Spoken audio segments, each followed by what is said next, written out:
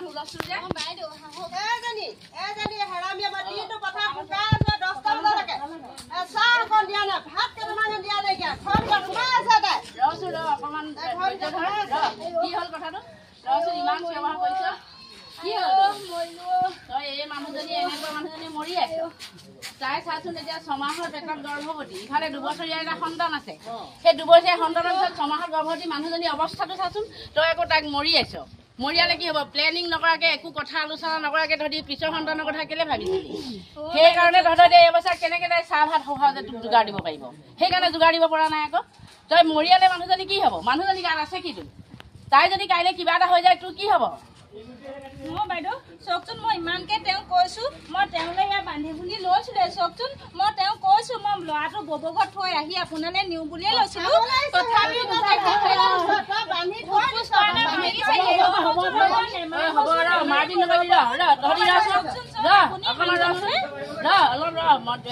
নিজে তহঁতৰ ভুলৰ কাৰণে এই অৱস্থা হৈছে এতিয়া তহঁতৰ নিজৰহে ভুল নোহোৱাকে তেনেকে কেলে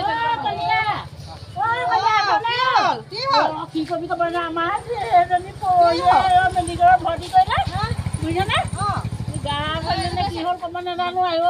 আজি ফোন কৰিছে মেডিকেলৰ পৰা বোলে ঢুকালে কি কৃষ্ণ তাই কেলে কালি মই ফোন কৰিছিলোঁ তাই দেখোন ভাল বুলিয়ে কৈছে পৰহিয়ে ভৰ্তি কৰিলে মেডিকেলে কালি ভাল আজি ৰাতিপুৱা ঢুকাই থাকিলে বোলো মই এতিয়া কি ক'ম মোৰ ল'ৰাটো অকলে তাত আছে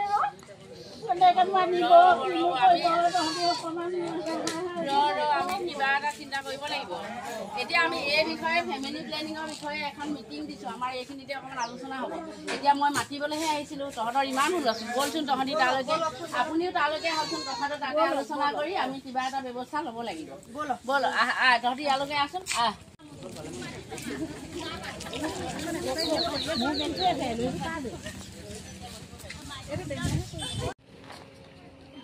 আজি উপস্থিত আমাৰ এই কুন্তলী গাঁৱৰ আই মাতৃসকল আৰু গৰ্ভাৱতী আপোনালোকৰ মাজলৈ আহিছোঁ আমাৰ অহাৰ উদ্দেশ্যটো হৈছে কি যে পৰিয়াল পৰিকল্পনাৰ বিষয়ে অকণমান আজি আপোনালোকৰ মাজত আলোচনা কৰিম আমি সমাজৰ যিকোনো এটা কাম বা ঘৰৰ যিকোনো এটা কাম পৰিকল্পিতভাৱে কৰিলেহে আমি সুফল পোৱা যায় পৰিকল্পনা নোহোৱাকৈ কামখিনি কৰিলে সদায় জীৱনত আমাৰ বিশৃংখল হয়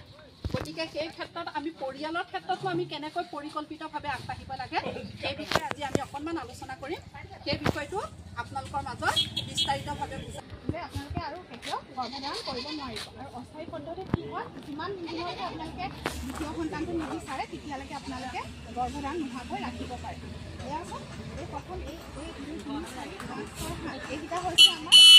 কি কয় অস্থায়ী পদ্ধতি থাকিব লাগিব তেতিয়াহে আপোনালোকে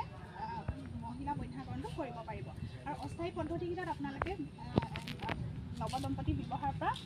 দুটা